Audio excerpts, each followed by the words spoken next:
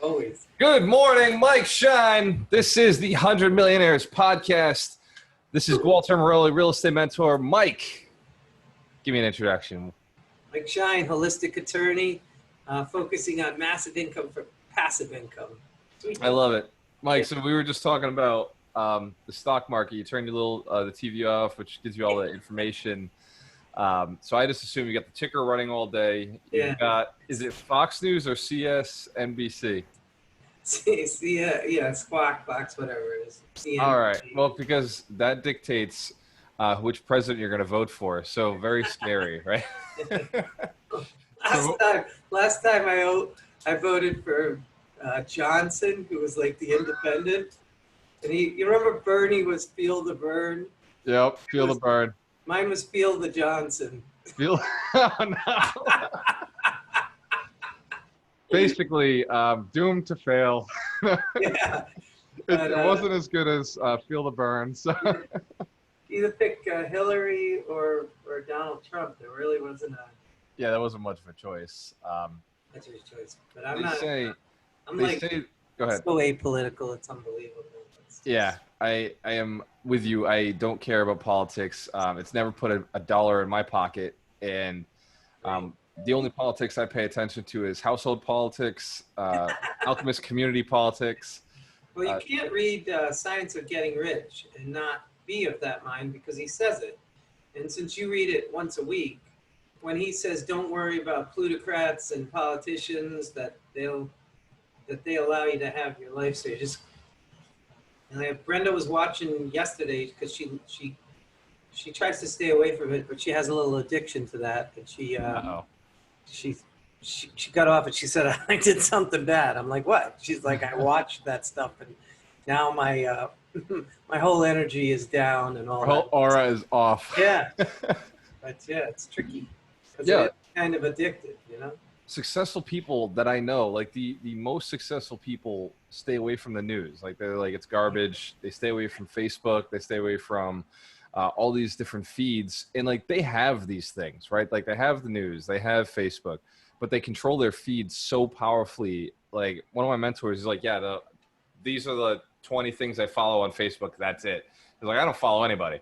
He's like, you, right? He has to come and like look at my page and see if I'm doing something, right? Like well, that's my conundrum, because I like to see when you're live, who you're talking to. I swear to God, I'm like, most of the stuff I get on Facebook, I mean, there's some nice things that people post, but a lot of it gets me into the competitive mindset instead of, But I keep on notifications because I want to see your stuff and I want to see when you're live and that kind of stuff. So I'm kind of in a conundrum, because at the same time, I'm not willing to spend the time to delete all the, because I got like 5,000 people that I like. I don't even know who half these people are anymore, but I just... Right.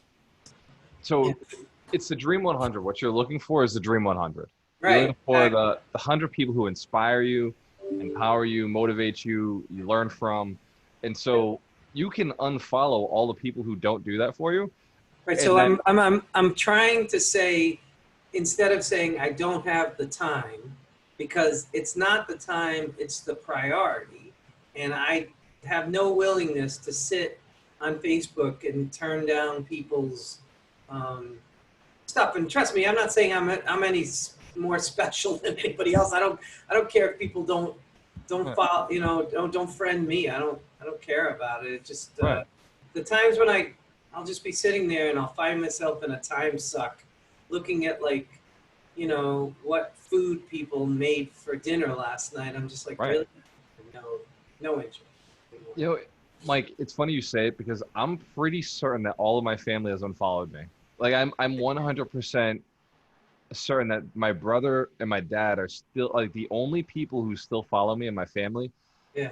My mom might, but like all my cousins, all my relatives, my aunts and uncles, like I know that they've all unfollowed me a long time ago because I post too much.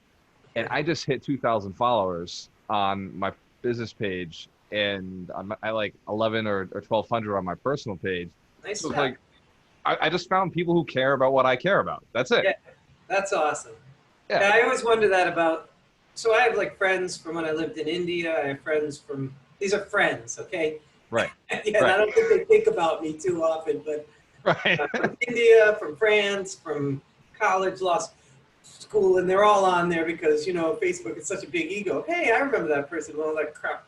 And I just wonder if they've just like turned me down, you know, to like nothingness. Because I did have one from high school that when I first started Facebook, she was posting like every day, and I was just like, oh my God, this is like the most boring stuff. And now I get one a year from her. You felt that way, right? So, Yeah. and this is important for anybody who's listening. You felt that that content was boring, that it was they're posting too much, it was excessive, right? And now, but you could go to somebody like Zig Ziglar or Jim Rohn, and these guys are pumping out this positive, great Tony Robbins, like this great stuff that motivates you. And like they post 10, 20 times a day. And I'm like, oh man, like I wish they posted like one about this subject. Yeah. Yeah. But the post that I'm sharing her. I feel that on YouTube with like Chicken Genius and Solving the Money Problem. Right. If I'm on the treadmill in the morning and I watch Solving the Money Problem, then later in the day I'm like, oh shit, I already saw that. And actually sometimes I even re-listen to it. Yeah. I'm like, I would love that guy to put out like 5 a day. I know he doesn't have any interest, but yeah, it's interesting to me. Yeah.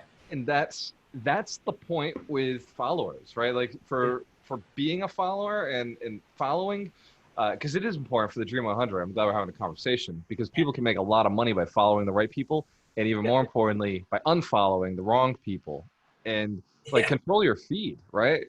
Yeah. Because it really dictates where you're going to be. How much time did that take you to do that though? It took me 3 hours. Well, I had 5,000 friends, and first I started with just get rid of people. That was so that was a separate project. That was actually 4 or 5 hours. That was like 2 or 3 days. That was. Now, did you actually delete them or just turn down their feed? Oh no, I deleted their asses. So this was. I've done this twice, 3 times. Anybody offended? Not a one. Oh no, there was like 3 people who messaged me afterwards and said, "Hey, you deleted me. I thought we were friends." And then I was like, "Oh shit, you pay attention." And so I added them back. You put it back in. Yeah, I just like they were just a silent person who I thought had, you know, just lost touch. Yeah. lost touch. Yeah, exactly. And when they messaged me offended, I was like, "Oh my God, like let me tell you how sorry I am. We never communicate. I thought that, you know, we were beyond." And I like to do that as like when people are posting stuff, every once in a while, if something interests me, I'll like say something. And I know that person is like, I didn't realize Mike Shine. I don't even, like, it's been so distant past, but I like them to know that I see, you know, there's certain people that are good still people. relevant. Yeah, I just want them to know that, you know, when they say stuff, it's cool. Yeah. And that's what makes you a good person, one. And two, like Thank you. That's how the Dream 100 works, right? Like, so those people who message me, like now they're on my radar, right? They send me a message. I'm like, okay, like this person, they still are interested in the same things I'm interested in. My content is attractive to them. Let me make sure that I build that relationship. Yeah. And so it's just that, and the people who don't have the guts to say something to you, you weren't that important, right? Like, right. Because I always say with Facebook, I always say friends, you know, friends, because anybody will accept a friend request. And right. again, people come up, it's John Smith's birthday. I'm like, who? Who's John Smith? Right. Yeah. Like I've gotten to the point where if they're liking my posts and commenting my posts, I know who they are, right? We're having conversations, we're engaged. If they don't and they're not, it's like, they're not listening, they're not paying attention, like who cares? Now that you're saying that, I could probably go through my stuff and delete a bunch of people and they would never care. There are certain people, like I said, I lived in India and that was like a really impactful year for me. So even if those people aren't connecting a lot, I still would keep them on my, I don't know if I would have 100, I'd probably have like, you know, 500 because of things like that, connections. Yeah, you unfollow, you don't unfriend, right? Because you never know when you're going to want to reach out to them, but you don't want to see their feed every day. It's a distraction. It's not moving you in the right direction. Yeah. And so that's a quick decision. That's such a good idea because I don't even look at my Facebook now because I can't. Yeah. I mean, I just click on like, if you have something, I'll click on the notices and There's Yeah. not just you, but there's like, I always talk about Dan Zatowski, but Yep. if you put something on there, I'll look and see if it's relevant, but it's like I try to get away from the time suck of it Yeah. all.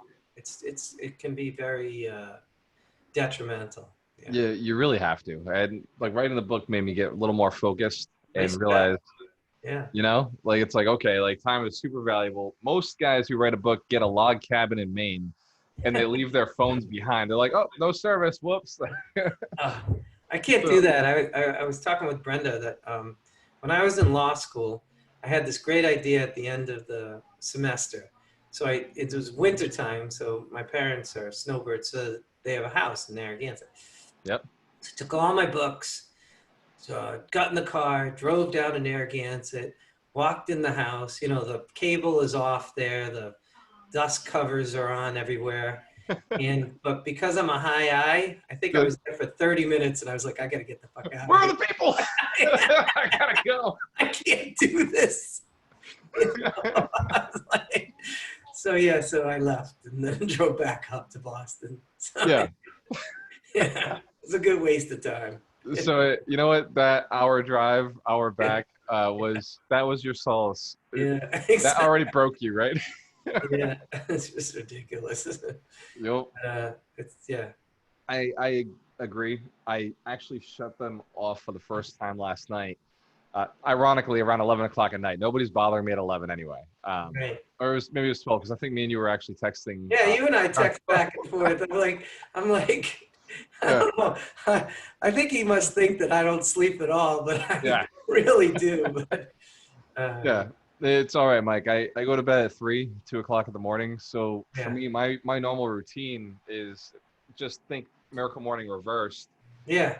And so, I'm trying to get to that point because I do like to sleep in and do my stuff in the morning. But as it stands now, with the law business, I can't. Like this morning, I had a 9 a.m. closing in the office. Friday, I have a client who's asking me to come to his house at 8 a.m. It's just, wow. and that's, well, I mean, I'm a victim of my own circumstance because I was the one who said that I would always travel. Yep. And I created it. And now, I mean, Time this to guy change is that such brand. a nice guy. He's a mortgage guy who sends me a lot of business anyway. And he's got a wife and they have a little teeny baby at home. So it's like, really, I'm going to make them all drag all themselves out, miss part of work? No, I'll show up. It's right on Jamestown, which is 15 minutes away, and that's it. So. Mike, it's okay to not be so rigid with your routine for people like that, for people who you really care about, that build your business. That's okay. Exactly. It makes sense. And that was actually my joy of doing it. So like when I feel like the superhero, like, hey, you don't even have to leave. You can still get to work on time. I'll be in there, mask and gloves, out in 15, 20 minutes because it's just a simple refi. And like I said, he's a mortgage guy. So we're not having any discussion about the documents. Yeah, in and out. Yeah. It's pretty cool. Isn't it funny how a mortgage guy has to go to a different mortgage guy? Yeah. They all do that. I feel like they never want their companies to see what their 1003, their income statement, things like that. Yeah, it's funny. I had a banker, a friend of mine's wife, worked for a bank, and she's like, "Oh no, I don't want anybody to know in my bank what I have. I don't put my money here." Yeah. I think she just didn't the privacy issue. She didn't want processors and things like that to know. Yeah, I get it. It's funny because as real estate investors, like I go to the bank and I'm like, I hope all the bankers here know what I got. Yeah, exactly. I'm like such an open paying attention. Yeah, exactly. Everybody knows, right? Right.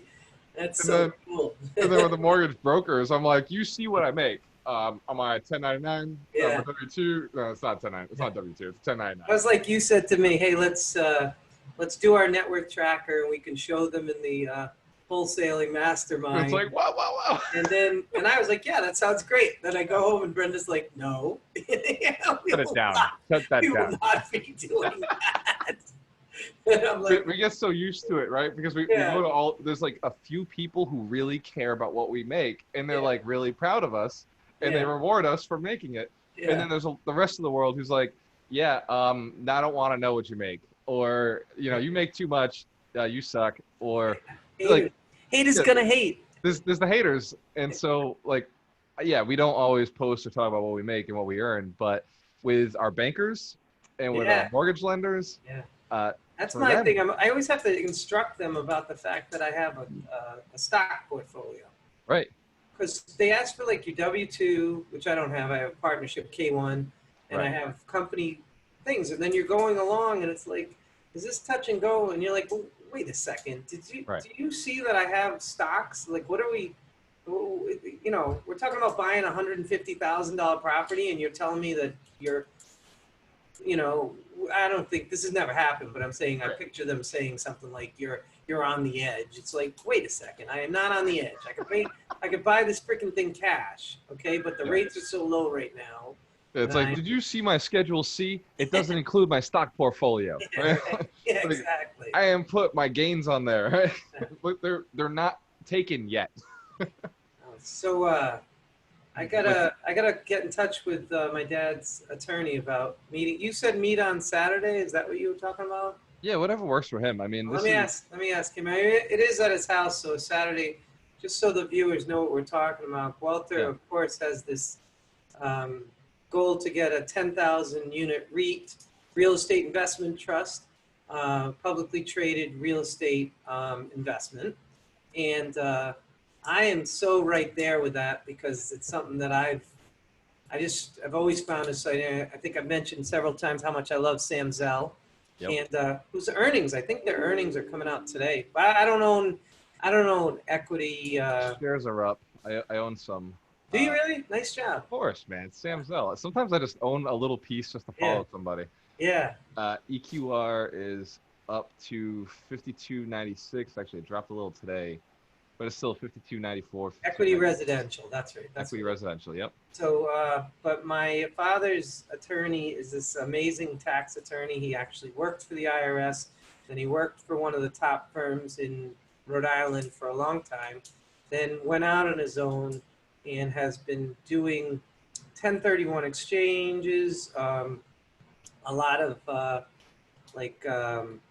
REIT work, stuff like that. So yeah, he's the real deal, and he's pretty amazing. So I said we should set up a time, and he's already doing.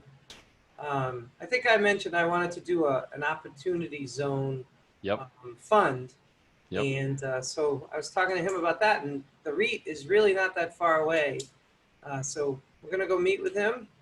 We might have to schedule more than just an hour for this, Yeah. because it sounds like a fascinating conversation. So Yeah. find out what his calendar looks like. I'll reschedule anything on my calendar except for the Monday night with the mentorship and the Saturday morning with everybody. So That's awesome. aside Yeah, from those, when I spoke to him yesterday, or day before, he said that when he worked for the IRS, he was in the department that focused on REITs, which I thought was crazy. That's the fascinating. universe. But he did say, and I said this to you already, Gualter, he said it might not be the vehicle for us I love because it.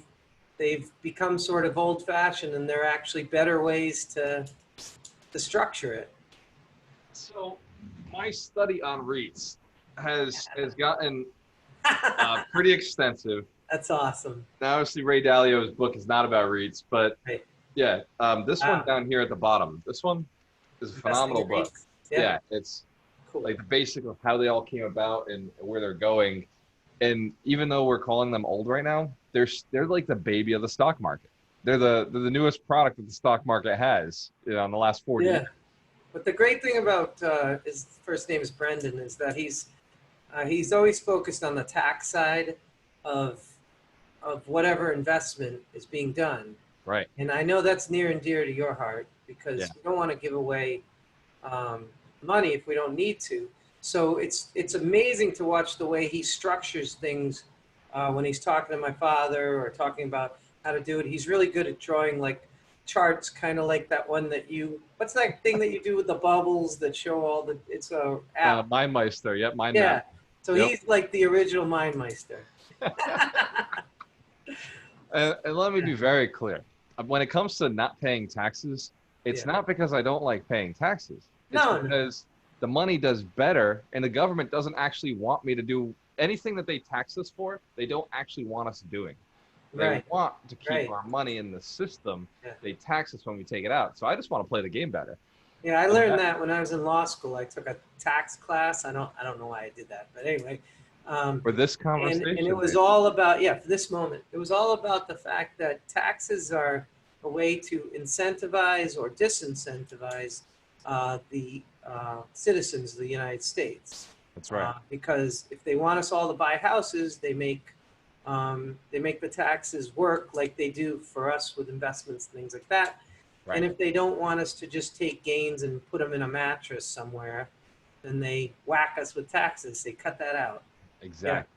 Yeah. They want Cool. us to grow corn. They give us incentives. Right. They want us, right? Like they want us Exactly. to not work wages, Yeah. and they don't want us to make, once you're making a certain amount of wage, they're like, yeah, no, you belong starting a business, right? Like, Yeah. you get Good. to 100, 150,000. They're like, well, if you want to keep being lazy, go ahead. We'll just whack you with taxes.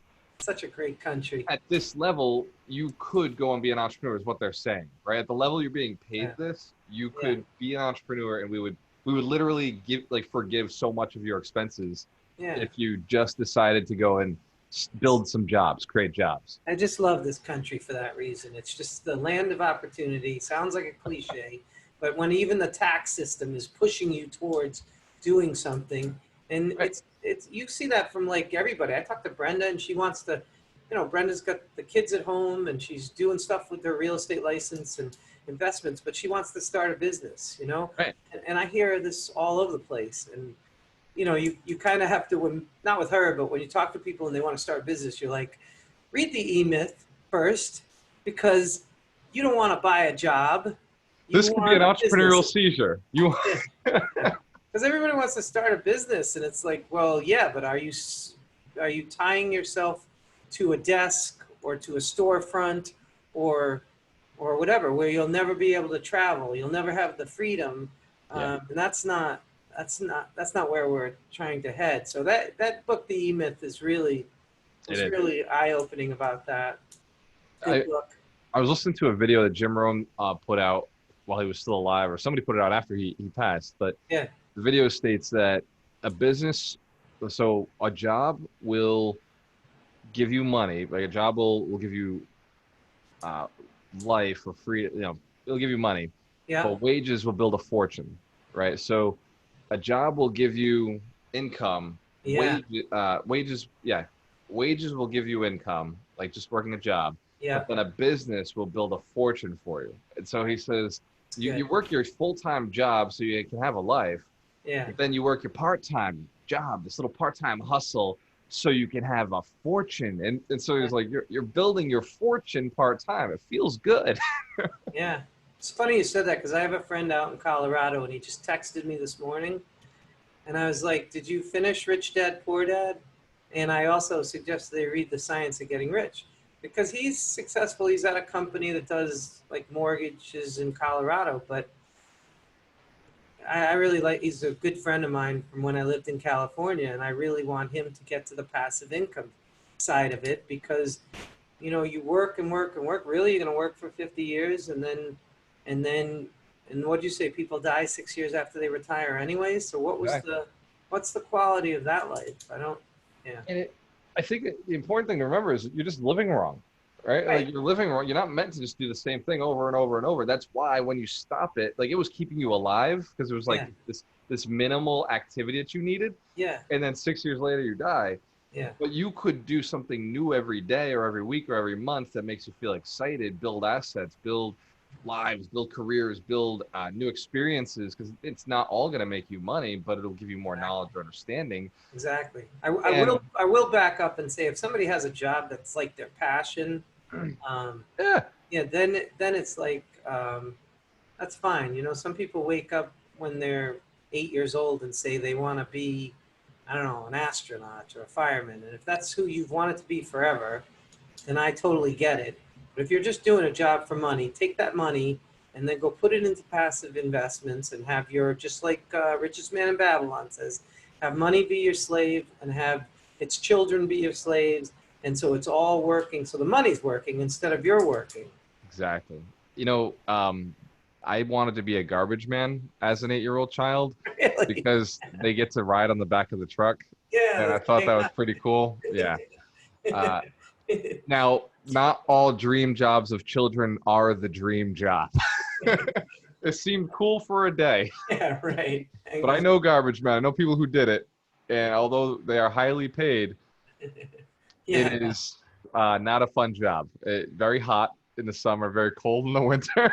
there is that little thing where there's like smell, right? Yeah, there's that. Spoiled milk and garbage and everything else. It was just that the garbage guys in my neighborhood were so nice, and I was always playing outside in the yard during the spring. And I Yeah, remember being like, man, like they get to be outside. It must be so cool on the back of that truck, yeah. wind blowing in their hair.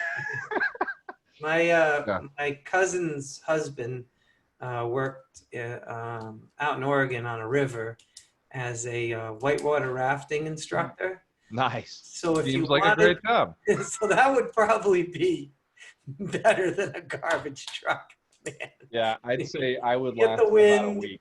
You get outside, you get the wind, but you don't get the yeah. Honestly, Having said that, I learned from all the books we've read that it doesn't matter what job you're in. It's just a matter of taking that money and putting it aside and then investing it, which is like Rich Dad Poor Dad 101 again, You could be a plumber, you could be a garbage man, you could be a lawyer, you could be a real estate coach. In fact, the richest guys I know are tradesmen. Right? The richest guys I know are tradesmen, because they take their money and they put it into the asset they understand, which happens to be real estate. Yeah. And, it's like, wow, lucky choice. You don't have to be smart to get rich in real estate. You just have to buy real estate. Right. Simple, right?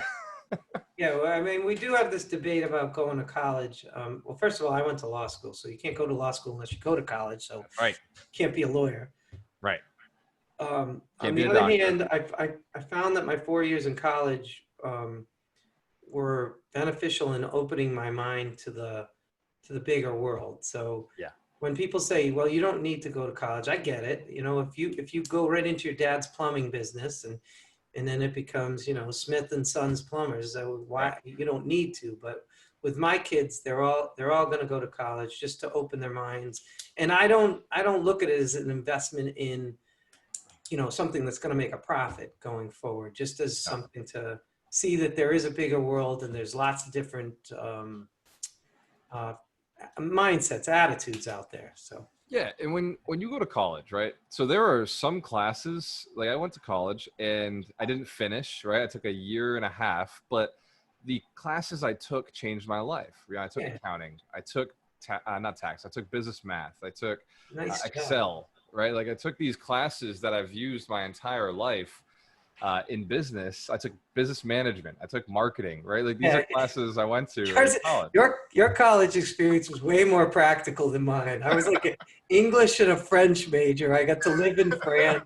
I read a bunch of books. I learned about how to learn themes in books and like that, which I don't see how that's about value in the real estate world. But I could myself. If I could go back and I knew what I know today, I would have done things very differently. Yes, I still would have gone to business school, but I would have chosen a totally different, like you did France, right? I would have chosen a totally different location. Yeah. I say that to Samantha before COVID, my daughter Samantha. You can go to Germany, and even if you're American or not German, you can get a free college education in Germany. Right. How much fun would that be? Go live in another country. I would have chosen China because China is a massive industrial country right now, and I wish I had more connections out there. And I would absolutely have studied business and done it in China. Rather than put it out to the universe. I may still go. That's reality. Oh my God, I'd love this summer though. See, but I would just go to China for the fun of it, not for the business connections. Exactly. It's so cool. But if you ended up finding a bunch of factories that could make what you wanted, they got a Tesla factory out there. They do. Tesla Gigafactory. Yeah. Crushing it.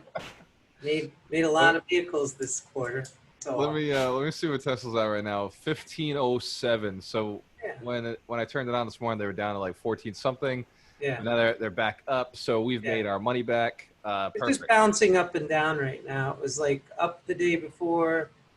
On Monday it was up, on Tuesday it was down, and on Wednesday it's up a little bit again. I think the next um, point of inflection will be when they actually announce that they're going to be included in the S&P 500. Yep. I don't think we talked since then, but their earnings came in, they were positive. So they've reached all the criteria for S&P inclusion. Nice. So Yeah, it's done. It's on. they said that it's going, yeah, so it's pretty cool. I was listening to a video yesterday. This blew my mind. It's a guy from Caltech, Yep. which is like the MIT of California. Yep. Of course, they would say that MIT is the Caltech of Massachusetts, but anyway. Dang. And he was talking about They're the MIT of the world. Yeah, solid state batteries. Batteries, yeah. And so these batteries right now, when you have a battery, it has a liquid in it, and that liquid doesn't last as long. But he was talking that once they get these solid state batteries, that it could 10x the amount. So right now, a Tesla goes 300 miles on one charge. So once they get these things, and it's within the next 5 years. So we're not talking a crazy amount of time. We will have a 3,000 mile battery. I just realized. Go ahead. No, you could drive from LA to Boston on one charge. Tesla doesn't require oil changes. No way. It's so awesome. I told you I was with my son. I was with my son. I drove by a gas station and I was thinking to myself, how come I never see a Tesla at the gas station? They don't have to be. Yeah, but once they get that solid state battery, which will be in everything, it'll make your phone. Yeah. Your phone will last days. You'll last a long time. Yep. And this was the neat part about that. So 3,000 mile battery, but you could also put in a smaller battery so a lighter battery into a smaller vehicle. Right. Because you don't necessarily need to go 3,000 miles on one charge if you have like a small in-town vehicle. So it lightens up the load, and it's the next 10 years are going to be so exciting in batteries. What a geek. Oh my God. What's happened to you, Mike? Battery. So Tesla has gotten us that obsession, but it is so fascinating, right? Like, I've always loved technology. We use it every day. Yeah. I'm a huge fan of technology. You come into my office, I've got 1, 2, 3 monitors here, 4 over there, a monitor connected to a TV, a TV connected to the laptop. So just down here in my office, I've got 8 monitors plus the 2 computers. Holy shit. Yeah, no, it's ridiculous. Like, I know this, but it's because my feng shui involves technology, right? Yeah. If I sit over there, that's where I write the book. But if I'm dictating or I'm teaching or training, I'm here, Yeah. standing desk. That's and it's perfect. a simpler setup. Over there's a lot more monitors. Yeah. And then upstairs, I have 2 more monitors. I'll move my laptop back and forth. And Is it a docking station? there's a docking station in both. Yep. Nice. Yeah. I just plug in the USB-C and it connects to all the monitors. I haven't. I have that for Brenda because she was going to have a office, and so docking stations at home and at the office, but I haven't set it up yet.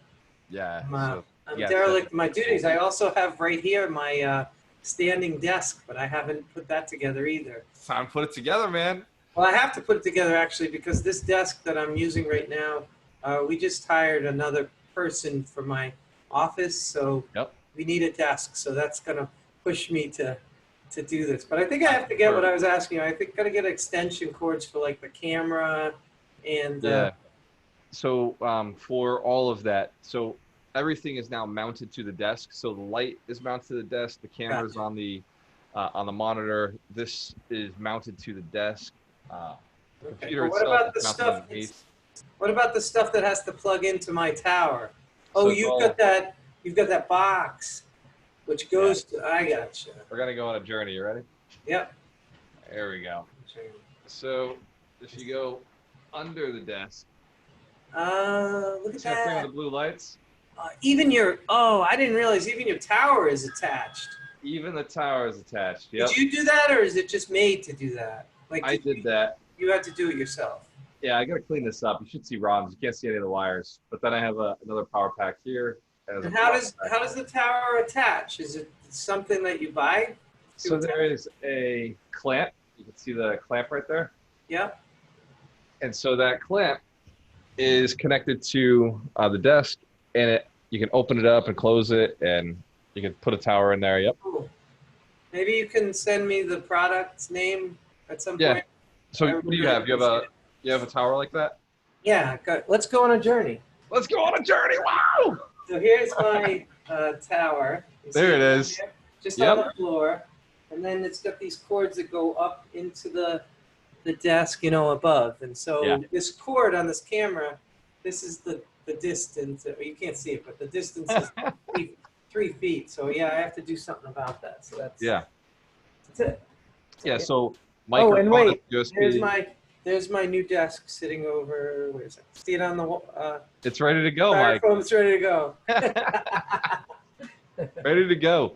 Yeah. So upgrading. So let me just say how important upgrading your environment is, because if you can't control willpower, there it is. So you got to get that mounted, man. Like get the shock mount, all of this. That thing is so cool. I love your little. It's definitely wild. Like this whole setup. Right. What's the traffic on the twos? Nope. Okay, there's a little bit of traffic on 95. Dial it in now. Dial it in. Thank you.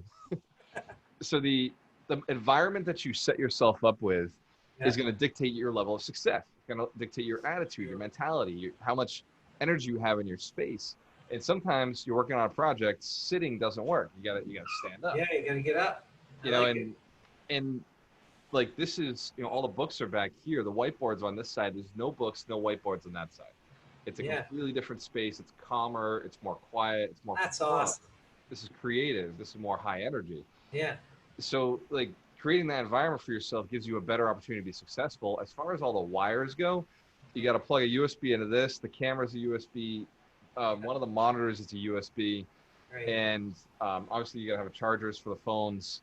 And then you got to leave extra space for extra USBs, because everything that we add now to the computers are so true connections. Yeah, you need it. I didn't think I have this friend of mine who does like 80 Zoom calls a week that I'm on, and his name is Gualter, and he and so I sit a lot more than I used to, and so that's part of the reason for it, is that I don't want to be sitting for all those hours. We're going up, man. We're going up. Yeah, nice. I gotta do that whole clamping thing. I don't know, maybe I'll get somebody to do it for me. It may make sense. We have a tech guy that works for my office. I should. Dude, you just need a guy with a screwdriver. It's or a drill, right? The clamp actually was super simple. It came this way.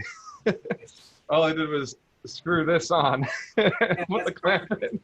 I gotta get that, because I never know if the microphone is good like this or like this. Or... Mike. Check. Yeah, so I did a test with Darina and Ron, and I know that about this distance is right. Yeah. Nice. We changed the volume to find like what was good. How does this sound? Is this good? Sounds good. Yeah, you're coming in right. Coming in. That's cool. Coming in hot. So yes. So anyway, batteries and Tesla, they have, it's kind of nice the way Tesla has set up, because they had second quarter earnings, and then they're going to have S&P inclusion. Yep. And then they're going to have Battery Day on September 22nd. And there's supposed to be some big announcements then. So it just keeps going. And I just, again, it's for the long term, and it's just such a great company. And I sent you that thing from that investor, Chouath, who's he's like a billionaire investor who's a big, anyways, but he just said that people are missing out on the energy play, that they're all thinking it's a car company, and now they're all saying, oh yeah, it is a profitable car company, but they're still one step behind, because they just finished, they just did groundbreaking for a big energy project for Nevada, near and dear to you, Vegas. Yep. And that's, the energy is going to be big as or bigger than the cars. And the cars are going to be bigger than any other car company because over time they've built it with a massive systems and automation. Like Tesla believes, like here's the problem with all the American car companies. Yeah. They're thinking about employees. Like they have this made in America. We've got to, we got to have employees. We've got to make sure that we're hiring people. Tesla's like, yeah, no, automation is our thing. 100%. Let's just automate. Right. Yeah. So up front it costs more, but long term those cars are going to be cheaper and cheaper to produce and far more efficient, far less warranties, far less lawsuits because there's less combustible materials. Yeah. And far less repairs that go through to. Right. And that's where the legacy auto companies make their money is on your repairs, which bothers me. There's an interesting thing. There's a little mystery in the Tesla community because when Elon was on the call the other day, he said 3 new factories. So 3 new factories could be interpreted as Shanghai is new, Giga Berlin, which is being built, and the one in Austin, Texas, which is going to do the Cybertruck and the Semi and cars as well.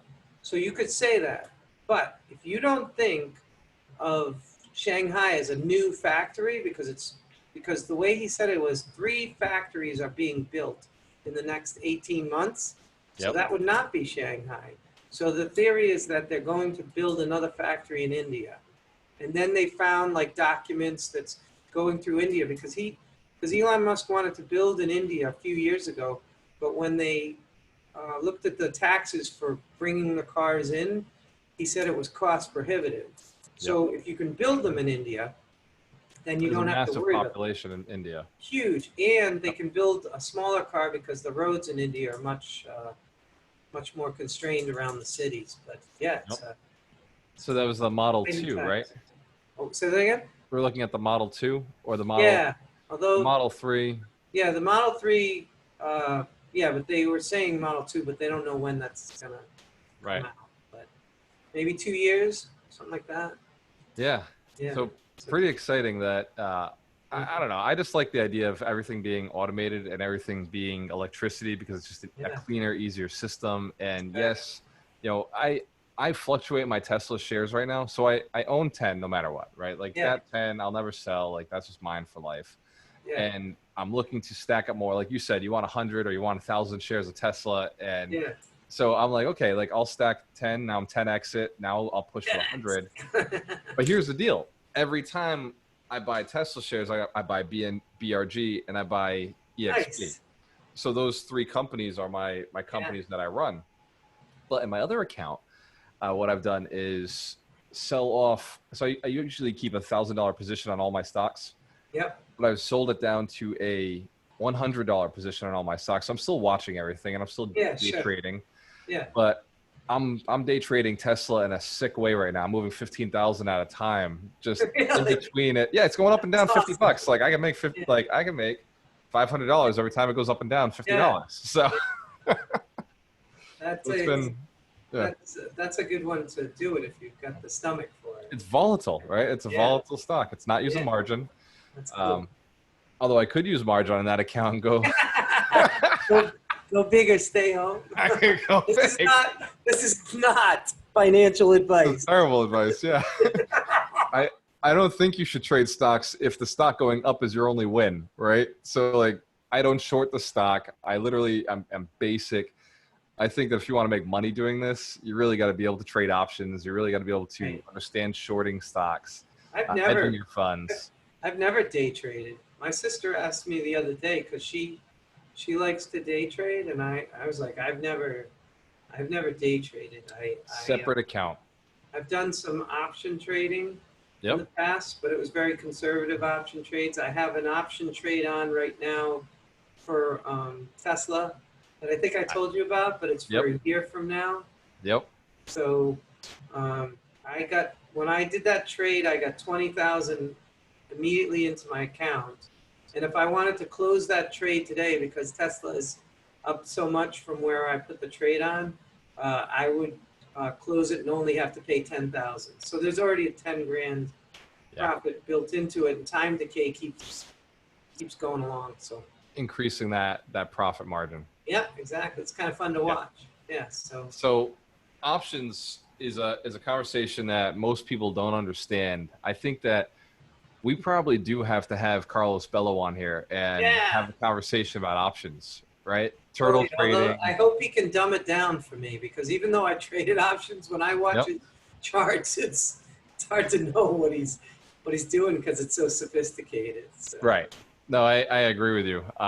Even your one option trade right now that we just discussed, I'm still like, Yeah. I don't freaking get it, right? Like, I learned that from Chicken Genius Singapore. He went through it, and it was just a matter of saying, I sold the 910 Tesla option for June of 2021. yep. So when I sold that, I ended up getting 20,000 in my account right away. If Win. Tesla closes above 910 next year in June, then I get to keep that 20,000 and the trade just goes away. If it falls below that 910 at that time, Having a bad then day. I would have to buy 100 shares of Tesla. But I was okay with buying 100 shares of Tesla if it's below 910, which Right. this was when it was at 980. So Hold on. You get to buy 100 shares of Tesla at 910. yeah. And you want to know the funny part of it is if you do the if you You'll do win. the if you Yeah. do the math on the 20,000 that I received, Yeah. it actually makes the price of that. If you take that 20, subtract the Drops it. 20,000 I got from the amount that it would cost me, what would that be? Under $91,000. 100,000. Yeah. 91,000. Yeah. Um, Take it that would 20. actually mean that I get it for $710 a share. So that's worst case scenario, is that I get it for 710. Worst case scenario, you got to go buy 100 shares of Tesla at 710. 710. Yeah. Yeah. Which is never Oh my going to God. happen, but okay. No, right. It's Yeah. impossible. Yeah. Tesla's at 1,500 right now. Exactly. But you can hope. You can hope somebody Yeah. calls it, right? But I might at some point just close the trade out if it gets, if it gets stupid, Yep. because it does affect your margin in some ways. So Right. having it, because they're holding some margin to make sure you can afford to pay that 100 Right. shares. Right. By the way, I think, did we talk about Lemonade stock last time? You and I personally talked Yeah. about Lemonade. I don't think we went into it. Let me So I love. interject for a second.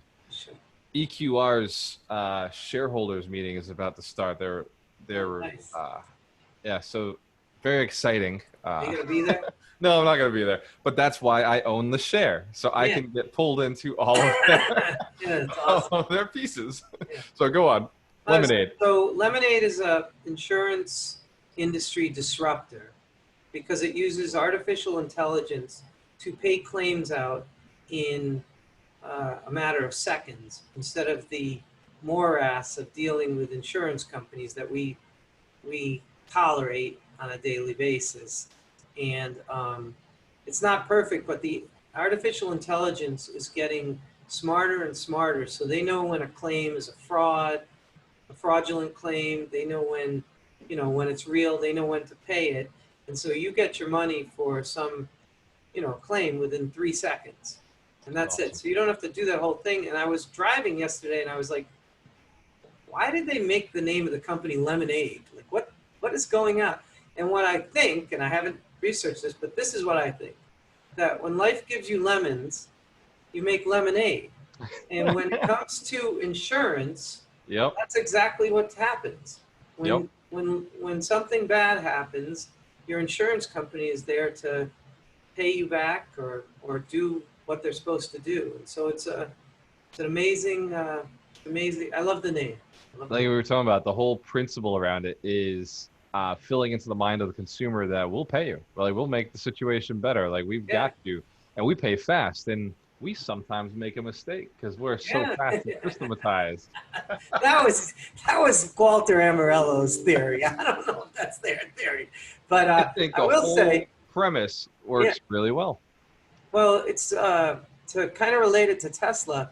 They, Tesla is into the full autonomous driving, Yeah. and the fact that a computer is going to be 10 times safer than a human being driving a car. And Absolutely. so Elon Musk is saying that he will not have full autonomous until it's 10 times safer than a human being, Right. which is amazing, I especially love it. since I have kids. Yeah. Yeah. I'd Anyways, say after 10 o'clock at night, any kind of computer right now would be safer than a human being yeah, driving. right. Right. And then, but Lemonade's same idea. They're using artificial intelligence to make a decision that a computer can make better than a human being we've got emotions and we've got our backgrounds and all that kind of stuff. And I just Yep. I see that. I don't get into the whole thing that we're going to get into some dystopian universe because the computers are going to take over. Yeah. But I just think that there's a place for them and it's a value. So yeah. So it's funny that that's where people's heads go, right? Dystopian universe, right? Dystopian universe. Whereas I'm like, dude, it's utopian, right? Like, because Yeah. we're human beings. Like, It's we wouldn't cool. set something up that would hurt us. Like, Yeah. not when it's that long time. Like, there will be somebody, some sort of C personality, guaranteed, who comes along and says, "That's broken. We got to fix this." Yeah. And so over time, with enough people looking at things, we'll have a very good system because anything that affects a large amount of people gets reviewed, right? Like, Right. so Right. it has to be better. Yeah. Everybody would be like afraid to put a flaw into it because somebody else would judge them. So fortunately, social proof and social currency forces us to put out the best products. Right. And I And also think that when it comes to things that people do, we're trying to get away from all of that stuff. right, Like we don't. What does Drew Martin call them? The minimum wage MWA. activities, MWAs. Yeah, MWAs, minimum wage activities. We don't need to have someone doing the decision about accidents and insurance claims. We can Right, have a computer do that, and everybody worries that oh, they won't have jobs, but there are always new jobs and new opportunities are created when something gets closed down. So it's not like that. You don't cut people out of jobs. You the whole world prospers. exactly, exactly. And so what I see in the future, and hear me out on this, Okay. what I see in the future, and that's what I'd like the REIT to be a part of as the technology develops and as we get closer to that space. But the future is it's a time where people don't have to work. It's a time where people don't require money. It's no longer used for transaction. And you're able to do and unfold your soul and do whatever you want in a Right. as long as you do no harm, right? It's a utopian society. I like that. I like that. And so in order to get there though, as we can see, the middle class and the poor class get crushed. There's this Right. shrinking down. And so before we can shift over, we probably have 10, 20, could be 100 years. I don't think it'll be that long. I think our technology moves fast enough. Yeah, it moves really fast. But we got 10 to 20 years where there's a certain type of housing that has to exist for us to get past this. We've got to get rid of the high cost of housing. We got to get rid of the increased price of property and housing in order for people to be able to shift over to a space where it's super affordable to live, because that is their biggest expense. Housing is Right. 40 to 50% of a Right. person's income. So if we can eliminate that expense, well, the other expenses are much easier to eliminate. Elon's got internet and electricity. So there's I other think we've people actually working with them. seen that since the crash in 2008. There's been much more of a focus on, before 2008, everybody wanted a McMansion and they wanted, with the high vaulted ceilings and all that stuff. But now you see that the people are focused on like tiny houses Yeah. and Traveling, living in simpler living, vans. and Yep. even Camping. millennials who are not necessarily buying houses, they're renting Right. and going in a simpler direction where that 30-year mortgage is not soul crushing. Right. I'm not saying there's anything wrong with getting mortgages. I'm just saying don't be a society where everybody's overextending themselves, and so you're just, what is it, living to work as opposed Right. to working to live. That's the beauty of the banking system. So I was working on the chapter "Be the Bank" last night, and so Be the so bank. yeah, I got a bunch of quotes in the book. Every chapter gets a quote, Yeah. and there are a lot of negative quotes around banking. Let me tell you how Thomas Edison felt. there are a lot of negative quotes around banking, and so the banks can be very dangerous machines Yep. because just like the media can be very dangerous, they give us what we want, and that's why banks are so dangerous. Because God, I well, just, yeah, sorry to interrupt, but you made me think like in 2008, I was seeing these 40-year amortization, adjustable rate right, mortgages. That people, come on, if it takes you yeah. 40 years to pay for a property, you are overextended. Do you You want are, it though? Do you yeah, want it? yeah, that house, that $500,000 house that you can't afford, pay it over 40 years, have a blast. This is called cocaine. Yeah, No, it's got some yeah, addictive tendencies. It's got some addictive characteristics to it, right? and Oh my not God. exactly healthy for you in the long term, but in the moment. Yeah, and I just remember being in rooms and having mortgage guys. Um, there are plenty of, let me just preface it, there are plenty of very scrupulous, honorable, well-meaning mortgage people, and Absolutely. so No, that's not who I'm talking about, because that's who we work with. that's Yeah. all I work with. I Right. don't I would never work with someone who is trying to fit people into something Yeah. that doesn't work for them or whatever. And we But couldn't that, have our wealth if it wasn't for mortgage brokers. So there's a exactly, positive side to everything. exactly. Yes. But there were some that would say in those closings, "Oh, don't worry, you can refi out of this in 2 years." And Can you? I didn't know. I was pretty new to doing the deals. I thought, yeah, they're right. It'll, you know, value Markets the go house up. values go up. But then when they didn't go up, people were in the situation where they couldn't refinance because the houses didn't appraise, Right. and that was the end of it. And these were not investors. These No. were single family houses and people. Yeah, so Ron and that I was a looked at the valuable market. lesson. Ron and I looked at the market 2 years ago, and like 2018, we didn't buy anything. Right in 2000, no, it was 2019. We were getting close to the end of the year, and we hadn't bought anything. And we were looking, and we were saying, "Wow, we're just not going to buy." Yeah, And we had gone almost an entire year because we were concerned that the market was at its height. It was at the top. And we were concerned about a refinance strategy because we buy everything hard money. We over leverage for a short period of time. Then we bring it back in because we buy the stuff nobody else can buy. That's why we get such a great deal. But nice. we know that this over leverage strategy wasn't going to work if we couldn't refinance. Right, right. And so we ended up pulling back on a lot of different deals, not letting a lot of things go. We even sold a lot of our property. We got down to 14 units. I think we had 14 units left. Oh yeah, I remember you said that. Yeah, we were Yeah, just selling everything off, holding cash, reserves, and selling and selling and selling, and waiting. And we were working on the brokerage, and we were doing some other pieces, building the training company, building other businesses that we knew would thrive in a down market. And so that's why, COVID's been great for us. We prepared for it already. We're like, let's go. so awesome.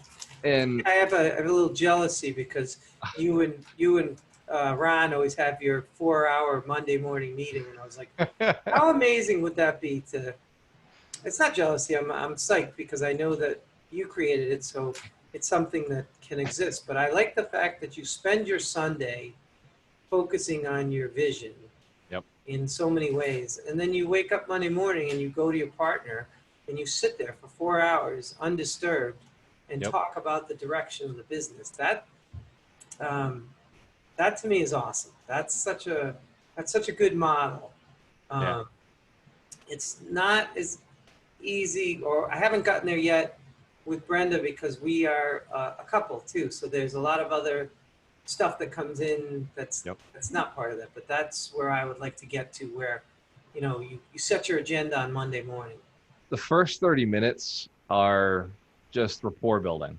Yeah, It really is. It's just, hey, how was your weekend? What's going on? How's everything going? Maybe it's an hour. The first hour sometimes yeah. is, it's not, you would think like this is a business meeting, and it doesn't feel like it. We're talking about video games or whatever That's what we want. Brenda said about our Yeah, thing. She said it sounded like you're just shooting the shit in there. right. And then you'll see like it takes a dramatic shift, and then before you know it, we're in philosophy, theory, or practicality of the business, That's where great. it's going. And then we review our portfolio, then we review the plan for the week, like what we're going to tackle. That's And awesome. it's allowed us to move so much faster, right? We step back, we take the 1,000-foot view every week, and so we can keep an eye on where the business is going, and if So anything's good. coming into our sphere that we like or don't like, and we react to it That's proactively so instead of, good. Yeah. after it's had an effect on us. That's awesome. That's So awesome. so the moral is, we said, okay, over leveraged market, let's be careful. Now, doing this refinance, we probably should have refied sooner, right? But we just bought everything, they were great Sure. deals. And Yep. so during this refinance, we're looking at it saying, like, what do we do with all this cash? Like, what do we do? Like, there's a lot of money just sitting in these properties. Our interest rates are going to drop from 12 to maybe 4%. Yeah. It's like $11,000 a month savings. And we were doing okay before this. That's awesome. And so it's Yeah. not even that cash. There's a cash out refi, right? We only owe 2 million on a $5 million portfolio. Yeah. And so they're looking at giving us possibly $1 million to play with, cash out. And so he and I are sitting there in these conversations now with the problem that the rich have: too Yeah. much money. What do you do with it? Right? Like, what do Yeah. you do with all this? And Buy some Tesla. yeah, I'm sure Tesla is in the future, in the making, and we don't pay any gains on it. There's no gains paid. This is just Oh a yeah, loan taken refis. You're out, pulling that money out. That's so good. right? Which Yeah. is what you and I were talking about with your Yep. portfolio as Yep. well. Exactly. Same thing. Yep. And the government loves it because we're paying somebody interest. We're paying their friend. The government loves the banks because the Yep. banks keep the system running. Mm. And so we're paying their buddy. And so the government's like, yep, no taxes there. You haven't earned it. You owe interest. Yeah. And it's creating the cycle. And so we're looking So good. now at what to do with $1 million, because we know that buys $4 to $5 million in real estate, and that's what we really want. The That's awesome. difficulty is $4 to $5 million in real estate goes too slowly here in New England. It's actually kind of hard to Yeah. get a Right. good return with $5 million of purchasing Yeah. power. Or Yeah. like everybody's like, oh, with $5 million, I bought all these houses. Good Yeah. luck finding them and paying the right price. Right. Right now. Yeah, that's good. That's another thing about having a partner, because especially someone like Ron as a C, because your emotions don't get the better of you when the two of you are talking. And you say, you're not, if your criteria is 20% below market, Right. then you're not gonna go chase the shiny No. object of real estate and say, oh, let's go buy this, even though it's not We 20. can say we have this many units. Let's Yeah, go get them. exactly. It's Right. all ego. I've Yeah. really been, not to take it out further, but um, I've been looking at ego a lot lately, because I Yeah. think a lot of Under what, the microscope. yeah, I think a lot of what I do and what a lot of people do is do things because of ego, because of what people will say, or what people will. I was talking to my dad about Tesla, and at the same time buying that property that I was talking to you about. And my dad's like, nobody cares about your portfolio. If you sold a couple of shares of Tesla, it doesn't. Nobody even knows. So what are you doing? But it's all ego. So I'm trying Psychological. to. That's the thought of the Untethered Soul and the Power of Now. Both of those books is to step back and watch the way your mind acts and reacts Right. from a quiet space behind it, and then you make better decisions, because you're not making decisions because like the people who buy. If you always wanted a Lamborghini, fine. Yeah. But if you're someone like me who's never wanted a Lamborghini, I'm not even thinking about a Lamborghini. That's just an example. But if you buy that because of what it to show other people, that's all ego, and it's not. Yeah. It's not where I want to be. It's not. It's not. Right. It's not a place. So yeah, I'm looking at it under the microscope of that. And when you do, Mike, think about the return on investment that Tesla can get you now, right? So even if you took, like, because your portfolio is gained, say you were buying way cheaper. Say you were buying at 800, right? That's where I bought. You've doubled your money. You essentially doubled your money. And so you could sell off 50% of your shares and still have the amount of money you start with. Now you got house money. When you look at Right. house money, house money, will it double again in Tesla? Likely. Or could you, but in the same period of time, will it double this year? That's the question. Will it Yeah. double within a year? Or could you take it and with real estate triple it? Right? With the right purchases, the right transactions, could Exactly. you take that money and triple it? And And then that's the reality another of, part is when you sell the Tesla, you got to pay taxes on it. unless, like you said, you buy in a Opportunity. opportunity zone Yeah. and gain is forgiven.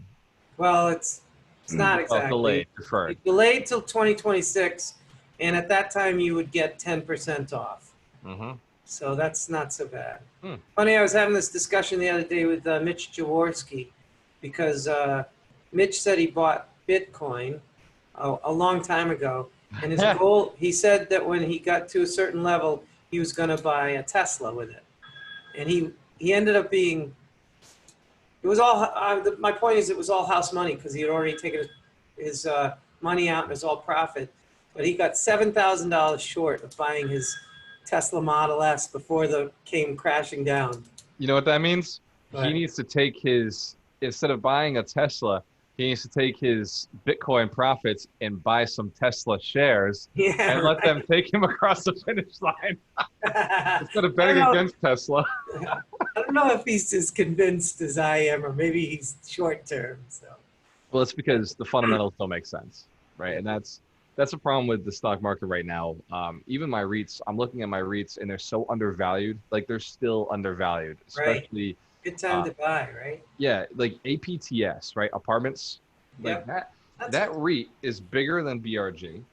It normally runs like $5 more than BRG, but it's running at the same price as BRG right now. And I'm looking at it and like they own a lot of similar properties, similar areas. yeah, And I'm looking and I'm like, I love BRG's model. That's why I'm with them, right? They're yep, like the Tesla or the EXP of rental properties. And so I'm like in this fun living centers, like that's what they build. But APTS just runs better numbers, right? They're a bigger portfolio. They're more in lower income housing, more like mobile homes in the Midwest, and so like they just cash flow way better. But their valuation is so low right now, so under the fundamentals right now, because obviously evictions, whatever. Everybody's got fear around multifamilies. right. They don't see the future, which is multifamily is going to come back and crush all the other real estate products, right? Like nothing will do better than multifamily in the future. Yeah. And So the so, question is, do you take that information and jump in and buy a bunch of it, or do you step back and say, well, that's my point, right? So I know the dividend yield on APTS, I think it's 13% right now. So it's a good dividend yield at this price.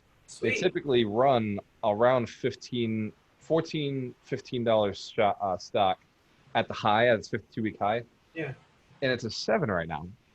And so okay, like I see the fundamentals. I know, say it goes back to 7, yeah, 15. It's just doubled its value. That's the problem. I could take the same one. Say I dump 100,000 into it. yeah, That 100,000 will come back as 2 or fun, 300,000 yeah, for me in real estate. yeah, And that's so, awesome. you know, anyway, And I you know digress. what I say? This is, when you get to a certain point where you're extremely wealthy, um, you don't have these questions. I think it's kind of fun that we're I dealing. like this It's part. like, Yeah, yeah, I do. I really do. People say, "Oh, yeah. bullshit." You just wouldn't it be great if you had $10 billion and you didn't have to think about it? But it's kind of I'd still play with some. Like yeah, there's still be a yeah. mill out there that I'm like, what do I do with it? What do I do to make it bigger? What do I do to get more? This whole level of growing and getting to Yeah. a certain point is fun for me. It's Yeah. it's I what they like say. to It's the journey. So yeah, we're betting on the winning horse, right? Like we're betting on what horse is going to make the community, not the community in stocks, the world better, but in real estate, the community better. yeah. And so we're betting on, okay, like how do we make this community better, or how do we make this world better? Which company's on it? I just want to jump on their train so that later on when they win, I can be like, I did that. Yeah, And so anyway, I'll go back to the $1 million, right? Refinance, $1 million. Everybody has this question at some point in your life: what would you do with $1 million? Well, Ron and I have been answering that for the last 2 years. What would we do with $1 million? yeah. And uh, this year, I think we've come up with the answer, and that $1 million is reserves. Because Ron had the conversation. He said, well, we don't need to use private money or hard money anymore. We just do our own deals with our own money. Yeah. And I was like, what do you mean, bro? Like, no, OPM. what about our reserves? Yeah. And he was like, oh, we'll still keep some for reserves. And I was like, yeah, like some, which means our portfolio is only this big. Like with $1 million reserves, you can borrow quite a bit of money. You can go really far with that. That's awesome. And this is what I give him credit for. He looked over me and he's like, yeah, I was thinking too small. Good point. Like in the past, he would not have said that. In the past, he would have been like, but now he's like, we're not thinking small anymore. Let's go. Yeah. Wow, that's cool. That's exciting. That's really exciting. Yeah, just seeing his growth, seeing my growth. Because in the past, I would have done the same thing as him. I would have been like, dude, like, we're not paying anybody. Let's just run it ourselves. And so awesome. It's just an opportunity to show the bank that we got strength. It's an opportunity to show our investors we've got strength. And if anything happens, and this came from, I can't take credit for this. This came from my mentor. He told me, he's like, the people who over leverage themselves are the ones who die, right? The people who didn't have reserves, didn't have good relationships. They're the ones who got crushed in down markets. And so this is a splash in the pan. This is like somebody threw gas on the flame. So it's just a big burst, but the market's going to turn. It has to. And it's the investors who right now are building reserves who will survive. And it's the investors who are like, hey, wow, look at all this. It's going to last forever. Who, when everything turns, are going to get crushed. But you do have that.